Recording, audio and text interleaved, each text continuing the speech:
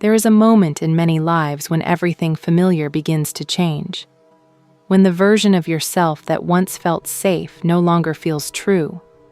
When something inside you begins to ask for more, not more success, not more approval, but more honesty. The story of Persephone is about this moment. It is a story about the descent into change, the quiet loss of what once was, and the gentle discovery of a deeper self waiting to emerge. It is a myth about seasons, yes, but it is also a story about the seasons within us. Persephone was taken to the underworld and later returned, not simply as someone who survived an ordeal, but as someone profoundly changed by it. Her story is often remembered as a myth about the seasons, yet beneath that explanation lies something far more intimate and human. It is a story about identity, transformation, and the quiet courage it takes to reclaim yourself after years of living according to others' expectations. In Greek mythology, Persephone is the daughter of Demeter, the goddess of the harvest and fertility. From the moment Persephone is born, her world is shaped by her mother's love and protection. Demeter's devotion is deep and unwavering, but it is also consuming. Persephone grows up sheltered, carefully guarded, and defined almost entirely by her role as a daughter. She is known as Kore, the maiden, a symbol of innocence and purity, untouched by responsibility or personal choice. Her life is safe, predictable, and narrow, even if she does not yet realize it. One day, while gathering flowers in a sunlit meadow, everything changes. The earth opens beneath Persephone's feet, and Hades, ruler of the underworld, carries her away to his dark realm. In an instant, Persephone is removed from the life she knows and thrust into a world she never chose. The transition is abrupt and terrifying, representing the kind of change that arrives without warning and leaves no room for preparation. Above ground, Demeter searches desperately for her daughter. Her grief becomes all-consuming, and in her sorrow she withdraws her blessings from the earth. Crops fail, the land becomes barren, and humanity begins to suffer. The natural world reflects a truth we often recognize in our own lives. When grief is ignored or unresolved, nothing truly thrives. Eventually, a compromise is reached. Persephone will be allowed to return to the surface, but because she has eaten pomegranate seeds in the underworld, she cannot leave it entirely behind. She must spend part of each year below with Hades and the rest above, with her mother. From this agreement, the cycle of the seasons is born. When Persephone returns to the earth, Demeter's joy brings spring and summer, and the world blooms. When Persephone descends again, Demeter mourns, and autumn and winter follow.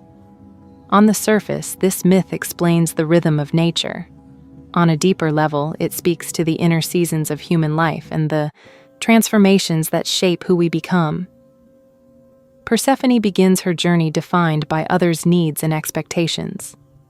Her identity is shaped by her mother's love, but also by her mother's fear of loss. Demeter's protection, though rooted in care, becomes a kind of confinement.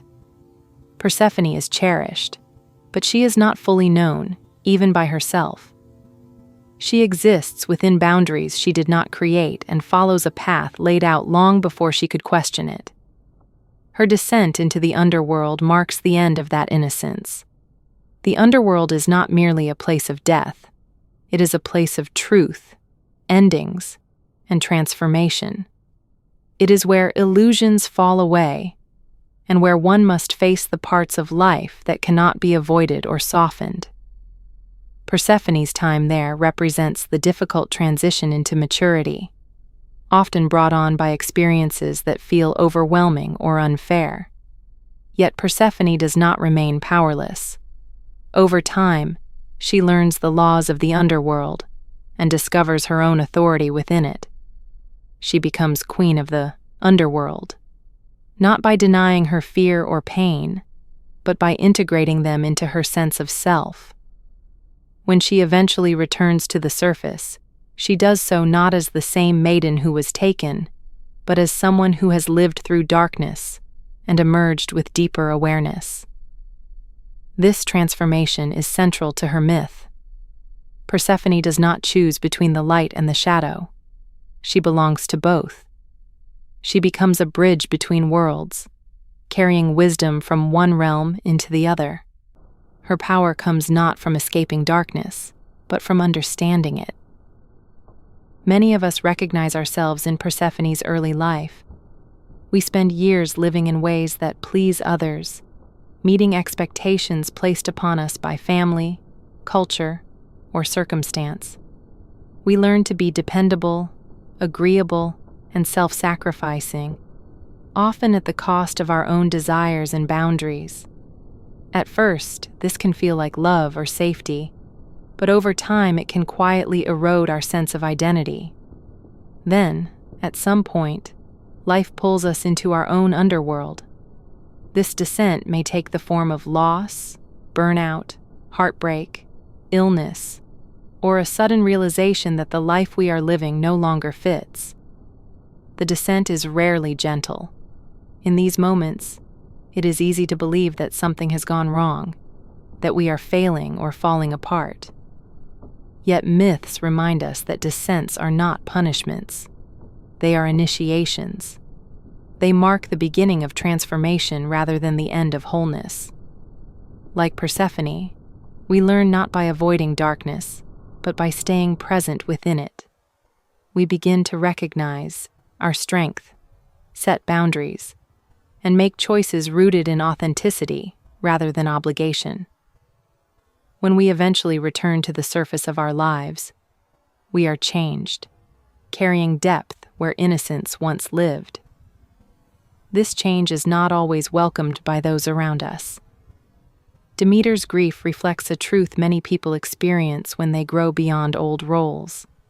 Our transformation can feel like loss to those who depended on who we used to be. Yet the myth makes it clear that growth is not betrayal. It is essential. Without Persephone's journey between worlds, there would be no seasons and no renewal. Without cycles of loss and rebirth, life would stagnate. In the same way, our personal transformations allow new versions of ourselves to emerge and create space for growth. Persephone teaches us that identity is not fixed and that we are allowed to evolve. She shows us that strength does not cancel tenderness, and that embracing complexity does not mean losing connection. Her story reminds us that reclaiming ourselves is not about rejecting love, but about reshaping it so that it includes who we truly are. You may not choose every descent in your life, but you can choose what you become because of it. And when you return, changed and more self-aware, you may notice that your presence carries a different kind of energy. Growth begins to follow where emptiness once lived. This is Persephone's legacy, and perhaps it is also an invitation to reflect on where you have been living for others, to notice what parts of yourself are waiting to be reclaimed, and to honor the season you are currently in. If this story resonated with you, I invite you to share your experience. Have you had a moment of personal transformation that changed the way you see yourself and your life? Leave a comment below and subscribe to continue exploring myths that speak not only to the ancient world, but to our inner one as well. Because myths are not just stories from the past. They are mirrors, quietly revealing who we are becoming.